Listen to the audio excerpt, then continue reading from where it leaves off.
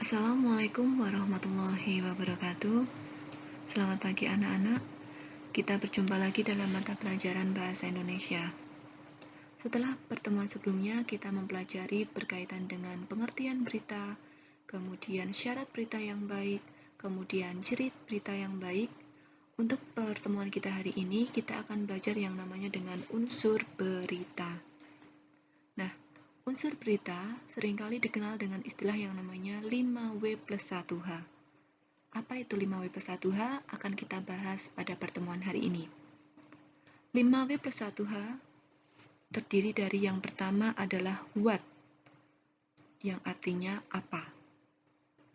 Memuat informasi mengenai apa yang sedang terjadi. Yang kedua adalah who, siapa. Memuat informasi mengenai siapa saja yang terlibat dalam peristiwa yang diberitakan. Yang ketiga, why, mengapa. Memuat informasi mengenai alasan atau latar belakang peristiwa yang diberitakan. Yang keempat adalah when, kapan. Memuat informasi mengenai waktu peristiwa yang diberitakan. Yang kelima, where, di mana. Memuat informasi tentang tempat atau lokasi kejadian. Yang terakhir, how, bagaimana. Memuat informasi mengenai bagaimana peristiwa itu bisa terjadi atau seringkali disebut dengan yang namanya kronologi. Nah, unsur 5W+1H ini dari nomor 1 sampai dengan 6 dikenal dengan yang namanya sebuah kalimat tanya. Jadi ketika nanti kalian membuat unsur berita 5W+1H, kalian wajib membuat sebuah pertanyaan, kalimat tanya. Nah, untuk lebih jelasnya, kita akan mempelajari atau belajar membuat yang namanya unsur 5W+1H dari sebuah teks berita. Di sini Bu Guru sudah ada teks berita yang Bu Guru ambil dari Detik News pada hari Minggu 26 Juli 2020. Masih hangat dibicarakan. Yang judulnya adalah Terhempas Gelombang Tinggi Kapal Barang Bocor Tabrak Karang di Sumeneb. Dari teks berita ini, kita akan belajar membuat unsur 5W+1H. Nanti kalian baca sendiri ya teks beritanya. Di sini sudah Bu Guru berikan contoh teks berita. Kemudian di bawah juga ada yang namanya contohnya unsur berita yaitu 5W+1H. Kita belajar untuk membuatnya. Yang pertama adalah what. Peristiwa apa yang sedang terjadi. Seperti yang sudah Bu Guru sampaikan sebelumnya, yang kita angkat dalam berita tersebut adalah kecelakaan kapal di Sumeneb. Ingat, harus kalian buat dalam sebuah kalimat tanya. Peristiwa apa yang sedang terjadi? Jawabannya adalah kecelakaan kapal di Sumeneb.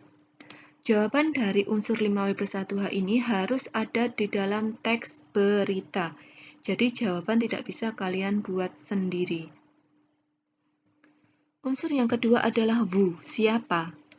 Unsur who berkaitan dengan yang namanya nama orang. Siapa yang memberikan informasi tentang kecelakaan kapal? Jawabannya adalah Humas Polres Sumeneb AKP Widiarti. Yang ketiga, why, mengapa. Mengapa kecelakaan kapal bisa terjadi atau bisa juga mengapa kapal bisa menabrak karang? Jawabannya adalah karena. Ingat, why. Apabila ada pertanyaan why, jawabannya diawali dengan kata karena. Karena kapal terhempas gelombang tinggi. Kemudian unsur yang keempat adalah when. Kapan? Kapan peristiwa tersebut terjadi? Jawabannya adalah pada hari Jumat 24 Juli 2020. Jawabannya harus ada di dalam teks ya. Kecelakaan itu terjadi pada hari Jumat 24 Juli 2020. Sudah tepat ya? Kemudian W yang terakhir adalah where. Di mana peristiwa itu terjadi? Jawabannya adalah di perairan Pulau Masa Lembu, Kepulauan Sumeneb.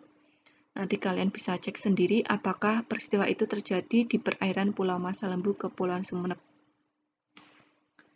Yang terakhir, unsur yang terakhir adalah how. Bagaimana kronologi dari peristiwa tersebut? Jawabannya, kecelakaan laut tersebut berawal saat KM DJO-3 yang memasuki perairan selatan Masa Lembu pada Jumat 24 Juli tiba-tiba dihantam angin dan ombak besar. Kapal terhempas dan hanyut menabrak batu karang yang menyebabkan kebocoran di bagian haluan depan lambung kapal.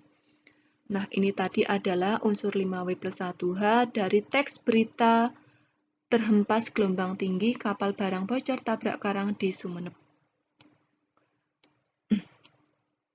Nah, untuk anak-anak, agar lebih kalian paham lagi, nanti akan Bu Guru berikan tugas dan kalian latihan untuk membuat unsur 5W+1H.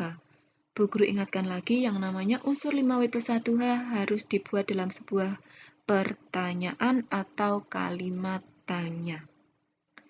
Cukup sekian penjelasan dari Bu Guru. Kita sambung lagi pada pertemuan selanjutnya. Terima kasih. Assalamualaikum warahmatullahi wabarakatuh.